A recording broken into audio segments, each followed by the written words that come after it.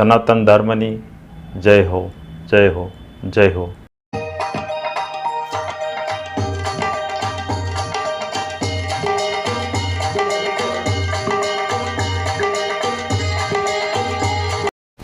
ઘરનું આંગણું છે, અહીં બોલવાનું ન હોય, પણ ખાસ તો આ બધા સંતોનો લાભ લેવો છે. અને એમાંય વિશેષ આપણી વચ્ચે જ્યારે રામદાસ બાપુ ઉપસ્થિત હોય, બહુ મજાનો સત્સંગ, અને તમે એને સાંભળતા હશો યુટ્યુબ ઉપર, તમે ક્યારેક સર્ચ કરજો. બાપુનો જે નિર્મળ સ્વભાવ અને એમનો સત્સંગ, મને પણ એ અપેક્ષા છે. એટલે હું બાપુને હમણાં વાત જ કરતો હતો, પણ હવે એક શિષ્ટાચાર છે એટલે વધારે સમય નહીં લઈએ. આવો એક બે મિનિટ હરિનામ સંકીર્તન કરીએ. 12 અક્ષર મંત્ર છે, એનો એક જાપ કરીએ. કારણ કે જે કાંઈ પાછળ ભગવાનનું સ્મરણ થશે એ જ, કારણ કે ડિસ્ટન્સ બહુ થઈ જાય આપણા પરિવારમાંથી. કોઈ પણ વ્યક્તિ વિદાય લે એટલે આપણે એને અંતર બહુ થઈ જાય. કાંઈ પણ ચીજ વસ્તુ એને પહોંચાડવા માંગીએ તો મળે નહીં. હા, કેવળ હરિનામ. એટલે આટલી સંખ્યામાં. અને આજે પાછો બહુ સરસ મજાનો યોગ થયો છે. જેઠ સુદ બીજ ને શનિવાર અને 8 તારીખ છે. ગિરીશ બાપુ પોતાનું એ જે શરીર શાંત થયું એ તે દિવસે મંગળવાર હતો અને આજે શનિવાર છે. અને હું ન ભૂલતો તો સુંદરકાંડનો પાઠ અમારે ભાઈ બહુ કરતા, એનું પ્રમાણ છે. જો મંગળવાર ને શનિવાર. આવો 2 મિનિટ હરિનામ સંકીર્તન, થોડું વક્તવ્ય આપીને પછી બાપુનો લાભ લઈએ. ઓમ નમો ભગવતે વાસુદેવાય. બોલો ઓમ. તાળી પાડીને બોલો.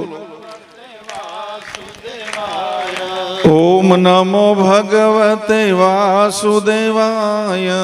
ઓમ નમો ભગવતે એ વાસુદેવાય. હરે વાસુદેવાય. વાસુદેવાય. શિવ શિવ શંકર હર હર મહાદેવ. શિવ શિવ હરિ હરિ નારાયણ ગોવિંદ વાસુદેવ. હરિ હરિ નારાયણ. ઓમ નમો ભગવતે વાસુદેવાય. ઓમ નમો ઓમ નમો ભગવતે વાસુદેવાય. ઓમ નમો કૃષ્ણાય વાસુદેવાય. હરયે પરમાત્મને પ્રણત ક્લેશ નાશાય ગોવિંદાય નમો નમઃ. નીલાંબુજ શ્યામલ કોમલાંગમ સીતા સમારોપિત વામ ભાગમ. પાણો મહાસાયક ચારુ ચાપમ નમામિ રામમ રઘુવંશનાથમ. અતુલિત બલધામમ હેમ શિલાભદેહમ. ધનુજવન કૃશાનમ જ્ઞાનિનામ અગ્રગણ્યમ. સકલ ગુણ નિધાનમ વાનરાણામધીશમ. રઘુપતિ પ્રિય ભક્તમ વાત જાતમ નમામિ. મારુત સુત બલ પુંજસો પ્રણવહુ બારહિ બાર. કરહી કૃપા નિજ જાની જન એ દુઃખ મેટનહાર. આ મંચ ઉપર ઉપસ્થિત પરમ આદરણીય રામદાસજી બાપુ, આપણા સાધુ સમાજનું જે ગૌરવ છે, એવા 2 કથાકારો અહીંયા બેઠા. અમારે રાજુભાઈ ભાનુબાપુ નિમાવત, આમંત્રણને માન આપી અને ખાસ પધારેલા દાદા, જે નાની ઉંમરમાં સરસ મજાની કથાનું રસપાન જે કરાવે છે એવા દાદા. એમાં જ ઉપસ્થિત સગા સ્નેહી સંબંધીઓ અને ગ્રામજનો. જાનાર તો જાતા રહ્યા પણ સદગુણ એના સાંભળે. જાનાર તો જાતા રહ્યા પણ સદગુણ એના સાંભળે. આપણી વચ્ચે જેમની ગેરહાજરી છે, ભલે શરીરથી એમની હાજરી નથી પણ એની ચેતના આપણી વચ્ચે છે, એવા અમારા મોટા ભાઈ ગિરીશભાઈ. અમે કાકા મોટા બાપુના બાપુ 18 ભાઈઓ છે, એમાં 9 ભાઈઓની ગેરહાજરી થઈ. પછીથી એ મોટા ગિરીશભાઈ હતા, એ પણ ભગવાનના ધામમાં. તો રાજુ બાપુએ જે વાત કરી પ્રમાણે મને એમનો અનુભવ છે કે સરળ અને શાંત સ્વભાવ, નિષ્ઠાથી એણે નોકરી કરી અને પછી નિવૃત્તિમાં મુરલીધર બાપાની સેવા. બંને ભાઈઓ, હું અમારા હરિબાપુને પણ હું યાદ કરીશ. એમનું જે કુટુંબ પ્રત્યેની ભાવના, લાગણી. હરિબાપુનો પરિચય તો હું શું આપું, આ બધા જાણો જ છો. તો બંને ભાઈઓની ગેરહાજરી, અત્યારે અમારા ભાઈ મોટા ગિરીશભાઈ, એમની પણ ગેરહાજરી થઈ. તો જાનાર તો જાતા રહ્યા, પણ સદગુણ એના સાંભળે. અમારો આવડો મોટો પરિવાર, તમે વિચાર કરો, આપ જાણો છો.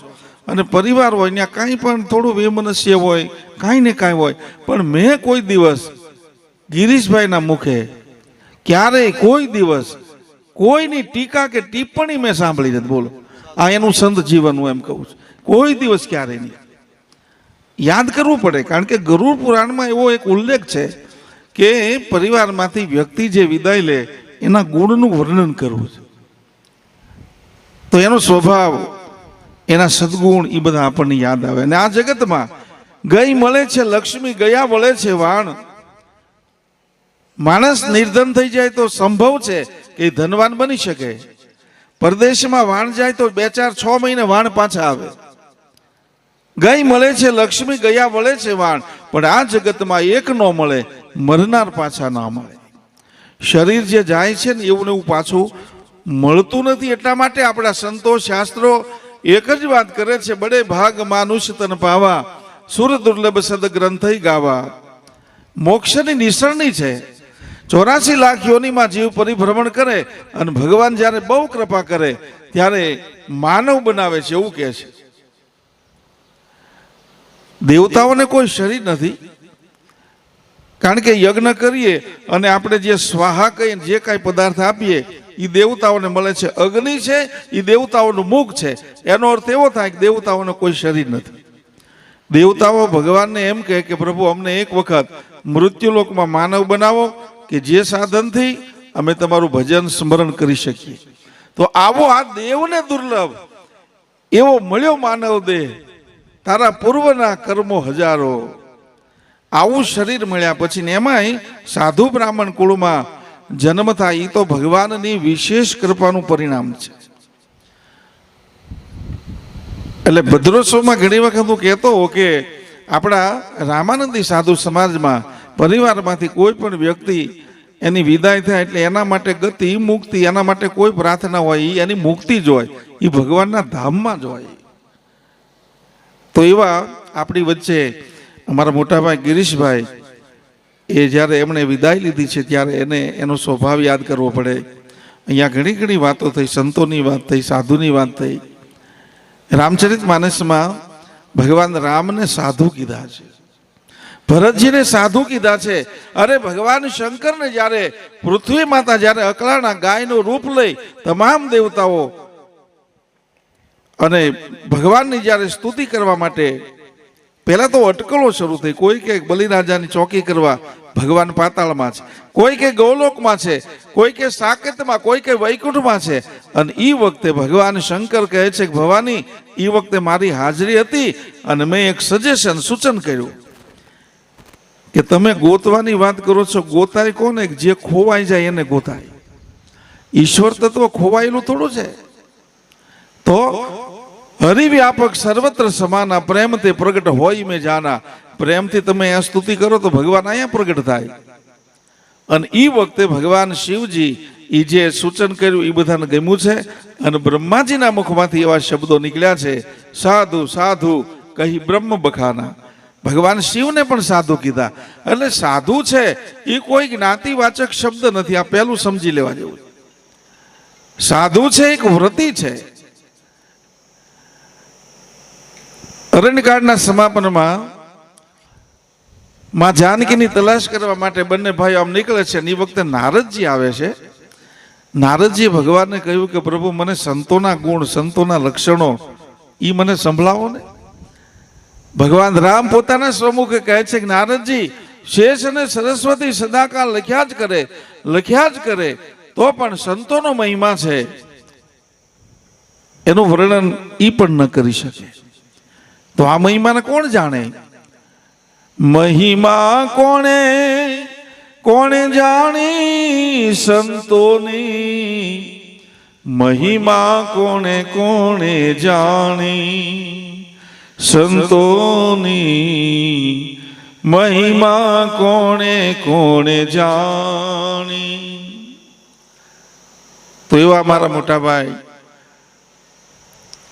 આપણી વચ્ચેથી જ્યારે એમણે વિદાય લીધી છે ત્યારે એના સદગુણોનું સ્મરણ કરી. બાકી જવાનું છે આપણે બધા નક્કી છે, બધાને આપણને ખબર છે 500 વર્ષ જીવવાનું નથી.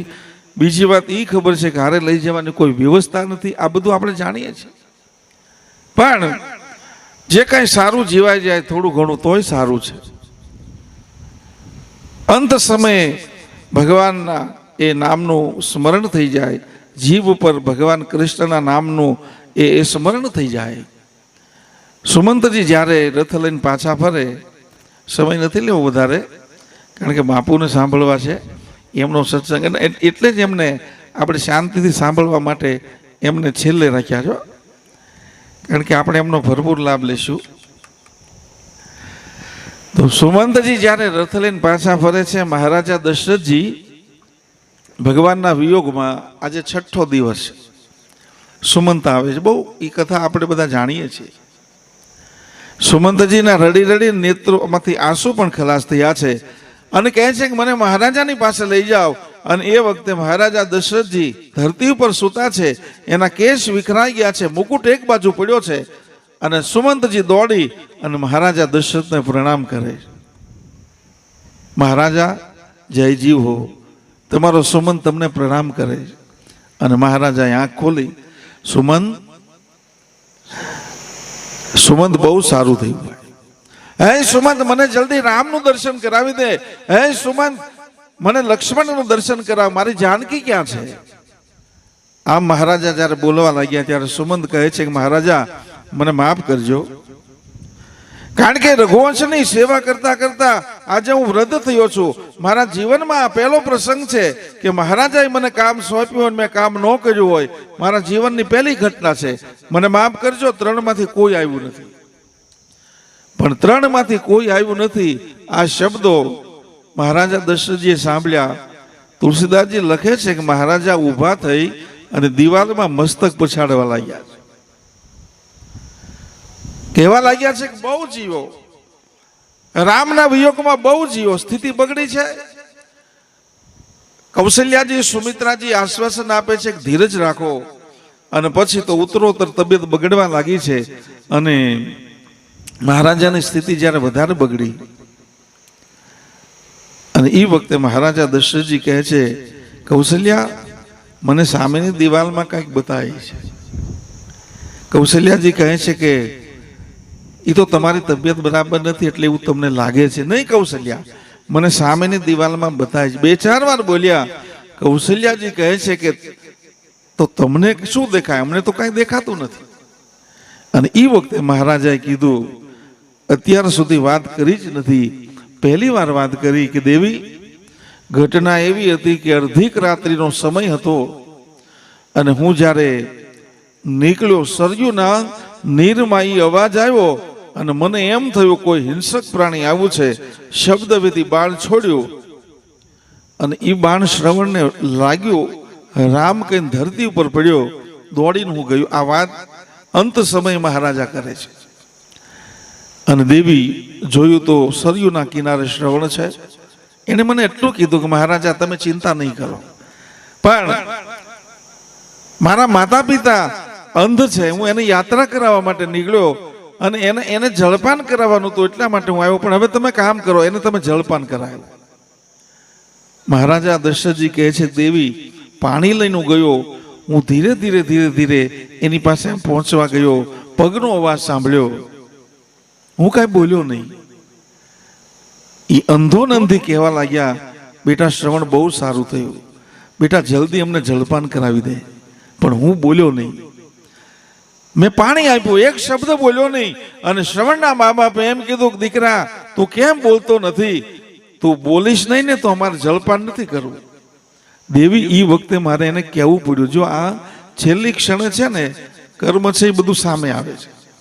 દેવી મારે કહેવું પડ્યું કે તમે મને માફ કરજો, તમારો શ્રવણ તો સ્વર્ગમાં સીધાયો છે. પણ આ શબ્દો એને સાંભળ્યા અને એ બંને જણા મસ્તક પછાડવા લાગ્યા. દેવી એના મુખમાંથી જે છેલ્લા શબ્દો નીકળ્યા એ મને યાદ છે. એણે એમ કીધું કે મારા આંધળાની લાકડી હતી તે છીનવી લીધી. હે અયોધ્યાના સમ્રાટ, હવે આ કાન ખોલીને સાંભળી લેજે કે આજે અમે તો અમારા પ્રાણ છોડી દેશું, પણ જ્યાં તારા 4 દીકરા હશે પણ તારા અંત સમય 4 માંથી એક કે હાજર નહીં હોય. દેવી આ શબ્દો મને એને કીધા, આજ મને એ યાદ આવે છે. સામેની દિવાલમાં મને એ બધું બતાય છે. અને કૌશલ્યાજી એક સૂચના આપી કે હવે કોઈ મહારાજાની પાસેથી આગા કોઈ જશો નહીં. તબિયત બગડવા લાગી અને મહારાજાના મુખમાંથી છેલ્લા શબ્દો નીકળ્યા. 6 વખત રામ શબ્દનું ઉચ્ચારણ થયું. રામ રામ કહી રામ કહી, રામ રામ કહી રામ. 6ઠી વખત રામ શબ્દ બોલાણું અને શરીરમાંથી ચૈતન્ય નીકળી ગયું. કૌશલ્યાજીને હજી ખબર નથી કે મહારાજાની તબિયત થોડીક નરમ છે, પણ જ્યાં મહારાજાનો હાથ સરખો કરે તો હાથ પડી જાય, મસ્તક આમ બરાબર વ્યવસ્થિત કરે તો મસ્તક આમ હલી જાય, અને છાતી ઉપર હાથ મૂકે તો શ્વાસ ગતિ ખલાસ થઈ ગઈ. સંતોષ બહુ સરસ ચિંતન કર્યું છે કે 6 વખત રામ શબ્દ શું કામ બોલ્યા? કારણ કે રામજીના વિયોગમાં આજે મહારાજાને 6ઠો દિવસ છે. અમુક સંતો એમ કહે છે કે 6 શાસ્ત્રનો સારી ભગવાનનું નામ છે. અમુક સંતો એમ કહે છે કે મહારાજા દશરથજી પ્રાણ છોડતા પહેલા એની સામે 3 વ્યક્તિ છે. કૌશલ્યા છે, સુમિત્રા છે અને સુમંત છે. મહારાજા આ ત્રણેયને છેલ્લા રામ રામ કહે છે, એટલા માટે પણ 6 વખત બોલ્યા છે. મહારાજા એ પોતાનું એ શરીર ત્યાગી દે છે તો છેલ્લી અંત સમયે ભગવાનના નામનું સ્મરણ થવું એ બહુ દુર્લભ છે. અને સુંદરકાંડના જેણે નિયમિત પાઠો કર્યા છે, અને તમે યોગ તો જો મંગળવારે એમનું શરીર શાંત થયું છે. આજે શનિવારે આ ભદ્રોત્સવ છે. આ એક જ આપણો સાધુ સમાજ એવો છે કે આપણે મૃત્યુને ઉત્સવ તરીકે મનાવીએ છીએ. શનિવાર છે, હનુમાન ચાલીસાના પાઠથી આપણે પ્રારંભ કર્યો છે. ઘણું ઈચ્છા થાય બોલવાની, પણ બાપુનો લાભ લેવો છે. પણ જ્યારે શનિવાર જ છે ત્યારે થોડું હનુમાનજી મહારાજનું થોડું સ્મરણ કરી લઈએ. આ બધા જાણો છો કે હનુમાન ચાલીસાની 40 પંક્તિ છે. 40 પંક્તિમાં 5 વખત હનુમાનજીનો જય જયકાર થયો છે. જય હનુમાન જ્ઞાન ગુણ સાગર, જય કપીશ તિહલોક ઉજાગર. 2 વાર, અને એક પંક્તિમાં એક સાથે 3 વાર જય જય જય હનુમાન ગુસાઈ. 5 વખત હનુમાનજીનો જય જયકાર થયો. શનિવાર છે એટલે થોડું ચિંતન. સંતોએ આના ઉપર પણ થોડું ચિંતન કર્યું છે. 5 વખત તુલસીદાસજી કેમ જય જયકાર કરે? તો અમુક સંતો એમ માને છે કે આપણે ત્યાં 5 પ્રાણ છે, આપણે પૂજા કરવા બેસીએ એટલે આપણને આચાર્ય ગોર બાપા એમ કે નહીં, પ્રાણાય સ્વાહા, અપાનાય સ્વાહા, ઉદાનાય સ્વાહા, વ્યાનાય સ્વાહા, સમાનાય સ્વાહા. 5 પ્રાણ છે. હનુમાનજી પ્રાણ તત્વ છે, વાયુપુત્ર છે. અથવા તો રામચરિત માનસનું બાલકાંડથી ઉત્તરકાંડ સુધીનું દર્શન કરીએ તો એમાં 5 પ્રસંગો એવા છે કે હનુમાનજીએ પ્રાણ બચાવ્યા છે. આપણે એ આખી એ થોડો સ્પર્શ કરીએ પ્રસંગનો. એ કથા તો બહુ બધી લાંબી છે, પણ સ્મરણ કરાવો. 5 પ્રસંગો એવા છે. સુગ્રીવ જ્યારે વાલીના ત્રાસમાં હતો તો સુગ્રીવને વાલી મારી નાખે, ભગવાનને લઈ જઈ એને મિત્રતા કરાવી, સુગ્રીવના પ્રાણ બચાવ્યા હનુમાનજીએ. બીજો પ્રસંગ, માં જાનકીની તલાશ કરવા માટે રીછ અને વાંદરોને સુગ્રીવ મોકલે છે. 4 ટુકડી કરે, 4 દિશામાં મોકલે, કડક સૂચના આપી 15 દિવસની અંદર માં જાનકીની તલાશ લઈને આવો, અને જો તમે એમને આવ્યા છો મારા હાથે બધાનું મૃત્યુ છે. આવું સુગ્રીવે કડક કીધું છે. 4 બાજુ તલાશ કરે, સમુદ્ર 400 ગામનો દરિયો, બધા મૂંઝાણા, હવે શું કરવું? પોતપોતાના બળનું વર્ણન કરે છે. હનુમાનજીને સ્મરણ કરાવ્યું કે રામ કાર્ય માટે તો તમારું પ્રાગટ્ય થયું છે, પણ રામ માટે હું છું. આ શબ્દો હનુમાનજીએ સાંભળ્યા અને તૈયાર થયા. હનુમાનજી આ બાજુ લંકામાં અશોક વાટિકામાં માં જાનકીજી ભગવાનના વિયોગમાં પોતે બળી જવાનો વિચાર કરે. હનુમાનજી સમયસર પહોંચી, મુદ્રિકા આપી, માતાજીને રામકથા સંભળાવી, જાનકીજીના પ્રાણ બચાવ્યા છે. સુગ્રીવના પ્રાણ, જાનકીજીના પ્રાણ બચાવ્યા. લંકાના મેદાનમાં એ મેઘનાદ બાણ મારે અને લક્ષ્મણજી જ્યારે મૂર્છિત થયા, એ મેઘલી જામેલી છે, રાત્રિનો સમય છે, દુશ્મનનો પ્રદેશ છે, નાના ભાઈનું મસ્તક ખોળામાં રાખી અને ભગવાન જે રડે છે. હનુમાનજીએ જોયું ભગવાનની આંખમાં આંસ છે. હનુમાનજી કહે છે, મહારાજ તમે રડો એ મને ગમે નહીં. ભગવાન કહે છે કે હનુમાન જોને આ સુષેણ વેદ એમ કહે છે કે સૂર્યોદય પહેલા કોઈ આ ઔષધિ લાવે તો આ લક્ષ્મણ બેઠો થાય. પણ એ વખતે હનુમાનજી ભગવાન રામજીના આમ ચરણે સ્પર્શ કરીને કહે છે કે તમારા ચરણના સોગંદ ખાવ છું, હું જાઉં છું, સૂર્યોદય ન થવા દઉં. અને કદાચ રસ્તામાં મને વિઘ્ન આવે અને સૂર્યોદય થવાની તૈયારી થાય, તમારા ચરણના સોગંદ ખાઉં છું માલિક કે હું સૂર્યને ગળી જાઉં. બાલ સમય રવિ ભક્ષકીયો તબ તીન હો લોક ભયો ધિયારો કોને જાનત હે જગ મેં કપી સંકટ મોચન નામ તિહારો. અને હનુમાનજી મહારાજ સંજીવની લાવે, લક્ષ્મણજીને બેઠા એ થયા, લક્ષ્મણજીના પ્રાણ બચાવ્યા. આ રીછ અને વાનરોના પ્રાણ બચાવ્યા, નહીતર સુગ્રીવ મારી નાખે. ચોથો પ્રસંગ. અને પાંચમો છેલ્લો પ્રસંગ, 14 વર્ષમાં એક દિવસ જ્યારે બાકી રહ્યો, રાવણ આદિ રાક્ષસોનો સંહાર કરી અને ભગવાન જ્યારે પુષ્પકમાં તૈયાર થયા, ભગવાન વિચાર કરે કે હવે જો હું સમયસર અયોધ્યામાં ન પહોંચું તો મારો ભરત પ્રાણ છોડી દે. હનુમાનજીને રવાના કર્યા, તમે જાઓ. આ બાજુ અયોધ્યામાં આજ અયોધ્યાના ભવનની દિવાલો લોકોને ધક્કા મારે છે કે તમે બહાર નીકળો, સરયુના કિનારે આખી અયોધ્યા છે, હજુ ન આવ્યા, બધા રાહ જોવે. ભરતજી તો આમ ડૂબવાની તૈયારીમાં. અને એ વખતે સમયસર આવી અને હનુમાનજી ભરતજીને સમાચાર આપે છે કે રાવણાદી રાક્ષસોનો સંહાર કરી ભગવાન રામ, લક્ષ્મણ, જાનકી સકુશળ અયોધ્યામાં આવે છે. કોઈ ડૂબતા માણસને કેમ નૌકા મળી જાય, ભરતજીના પ્રાણે બચાવ્યા. એટલે 5 પ્રસંગો રામાયણમાં એવા છે કે હનુમાનજીએ 5 એ પ્રસંગોમાં પ્રાણ બચાવ્યા. એટલા માટે પણ 5 વખત જય જયકાર થયો હોય. તો આવું સંતોનું ચિંતન છે. વિશેષ કાંઈ નહીં કહેતા. આ વડોદ ગામ, અમારું ધોળા ગોદડજી, પછી ગામ. હવે જોકે એક સાધુ તરીકે અમે અમારા બ્લડમાં ન હોય કે અમે ખોટા વખાણ કરીએ. વખાણ ન હોય, વાસ્તવિકતા હોય છે. આ તો વડોદ ગામ છે અને અહીંયા અમારું ઘર છે. ગોદડજી ધોળા ન્યાય એક અમારું ઘર, પછી ગામ અમારો પરિવાર. પણ જ્યારે કાંઈ પણ કોઈ સારા મોળા પ્રસંગે આપ બધા તન મન ધનથી અડીખમ ઉભા રહીને સાથ. અરે પાલીતાણામાં કાંઈ ઘટના અમારે બને તો પાલીતાણા પણ અહીંયાથી આ બધાય બાપુ બધા જ ભાઈઓ ત્યાં આવી અને આશ્વાસન આપે. તો આ ઘડી બધે વડીલોએ જે વાત કરી છે કહેવાની ઈચ્છા થાય, પણ બાપુનો લાભ લેવો છે. તો આ ટપુ બાપુ અમારે એક નાની એવી વાત કરી અને હું મારી વાણીને વિરામ આપીશ. એમના જીવનથી પણ આ વડીલો પરિચિત હોય, ટપુ બાપુના. એ પરિવાર છે. એ ઘટના જે બની મને ખબર નથી કે આ વખતે એ પ્રસંગ અહીંયા હતો અને હું બોલ્યો કે નથી બોલ્યો મને ખબર નથી. પણ આ વડોદ ગામ, આ મોલીધરના મંદિરમાં જે ઘટના બની એ મારે કહેવી.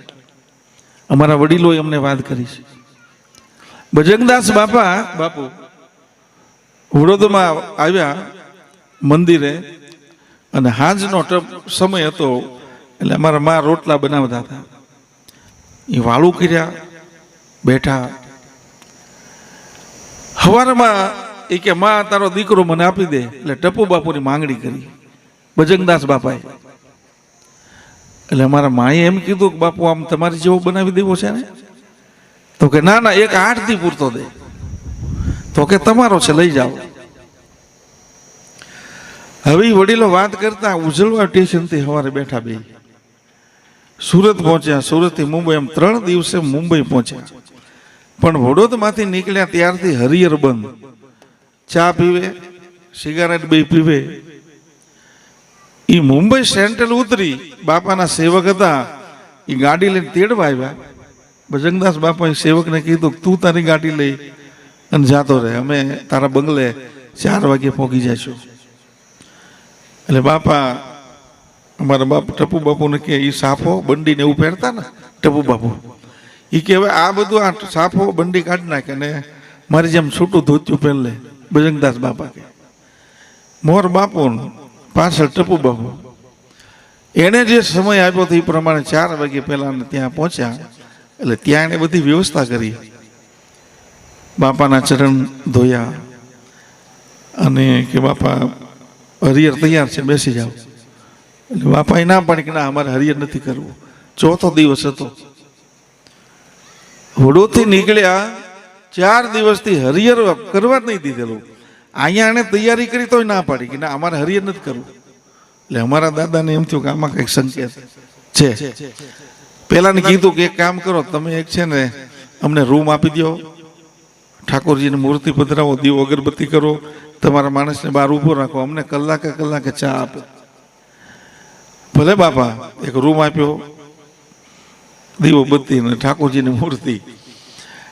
ટપુ બાપુને એમ કીધું તું હામે ખૂણામાં બેસી જા કે, અને હામા ખૂણામાં બાપા બેઠા. રૂમના જે 4 ખૂણા હોય ને, બસ વાલા હવે ભજન કરો કે. એ વાત કરતા બાપુ કે એ તે દિવસ અને બીજા દિવસે રાત્રિએ 12 વાગ્યા પછી એ રૂમની અંદર બાપુ પ્રકાશ થયો અને ભગવાન કૃષ્ણની મૂર્તિ એટલી આમ પ્રગટ થઈ. એટલે એ વખતે અમારા દાદા વાત કરતા ઊભા થઈને બાપાના ચરણ પકડ્યા અને દર્શન કર્યા. હવે આ સાક્ષાત્કાર ગયો, અનુભૂતિ ગયો, પ્રતીતિ ગયો. હવે આથી પછી અમારા પરિવાર ઉપર કેવી કૃપા હોય વિચાર કરો. આ ભજનદાસ બાપાની ઈ પરિવાર, ઈ અમારું ઘર આયા છે. તો આજે ગિરીશભાઈની વિદાય, એના પહેલા અમારા હરિબાપુના તો શું એની વાત મારે કરવી. હું એના વિશે કાંઈ વિશેષ બોલી ન, કારણ કે અમારા પરિવારમાં એક એવો હિરલો કે એની વાત ને એને કુટુંબ પ્રત્યે એનો લગાવ, એની લાગણી. તો આજે વડોદમાંથી આ 2 ભાઈઓની જ્યારે ગેરહાજરી થઈ છે, મારે વિશેષ અહીંયા આપને બધાને ગ્રામજનો ન કહેવાનું હોય, કહેવાય જ નહીં આમ તો, પણ છતાં મારું મન રહેતું નથી. કારણ કે હવે બંને ભાઈઓની ગેરહાજરી છે, હવે આ છોકરાઓ છે, એટલે એ બધી હવે જવાબદારી તમારી છે. તમે ખ્યાલ રાખજો બાપા. આ બધી જોકે તમે કાંઈ આમાં ઓછું આવે એવું રહેવા દો એમ જ નથી, પણ છતાં એમ થાય કે આ એ 2 શબ્દો જરાક ભલામણના. તો આજે આપણી વચ્ચે નથી ગિરીશ બાપુ, ભલે શરીરથી નથી પણ એની ચેતના છે, આપણી વચ્ચે છે અને કાયમ રહેશે. ભગવાન મુરલીધરના ચરણમાં, કુળદેવી માં કમળાદેવીના ચરણમાં આપણે એવી પ્રાર્થના કરીએ કે એમને પરમ ગતિ, પરમ શાંતિ, પરમ મુક્તિ મળે એવી પ્રાર્થના સાથે અસ્તુ. જય સિયારામ. જય સિયારામ. પૂજ્ય મહાવીર બાપુએ અહીં માત્ર ને માત્ર કોઈ કથાકાર તરીકે નહીં, પણ પરિવારના સભ્ય તરીકે એમણે જે પોતાની વાતને વાચા આપી છે, ખાસ કરીને છેલ્લે પણ એમણે જે વાત કરી છે એ વાત પણ યથાયોગ્ય છે. આજે અમારો પરિવાર તો અહીં તમે સમસ્ત ગ્રામજનો છે, ત્યારે અમારા પૂજ્ય સૌપ્રથમ તો હરિબાપુની વિદાય થઈ, ત્યારબાદ ગિરીશ બાપુ. ભલે અહીંયા તમામ વડીલો અમારા પરિવારના છે, પણ બધા દૂર દૂરના અંતરે છે. ત્યારે જે એમની લાગણી છે અને એમને ભરોસો છે, ને એ ભરોસો અમને પણ છે કે સમસ્ત ગ્રામજનો, આજે મારા ભાઈઓ યોગેશભાઈ, હર્ષદભાઈ, લાલાભાઈ કે વિજયભાઈ, ભલે એની ઉંમર હોય, આજે હું પણ છું તો હું પણ એક તમારી આગળ બાળક છું, તમારા પરિવારના એક સભ્ય તરીકે રહ્યો છું, તો એ ફરજ તમે 100% નિભાવશો એ બાબતનો મને પણ ભરોસો છે અને બાપુની લાગણી હતી. આ સાથે સાથે જ આપણે અહીંથી ત્યારબાદ આપણે જેમનો લાભ લેવો છે એવા પૂજ્ય રામદાસ બાપુનો આપણે લાભ લેશું. હું વિનંતી કરીશ. બળદેવસિંહ. જય સિયારામ. મારો અનુભવ ચેનલ ઉપર વિડીયો હોય અથવા કોઈ પણ કોલ રેકોર્ડિંગ હોય તો મારી સાથે જે કોલ રેકોર્ડિંગમાં જે કોઈ પણની સાથે વાત થતી હોય તો એનો ક્યારેય પણ સરનામું કે મોબાઈલ નંબર ન માગવો. જય સિયારામ. આગળના વિડીયો જોવા માટે આ રીતે ચેનલ સબસ્ક્રાઈબ કરો.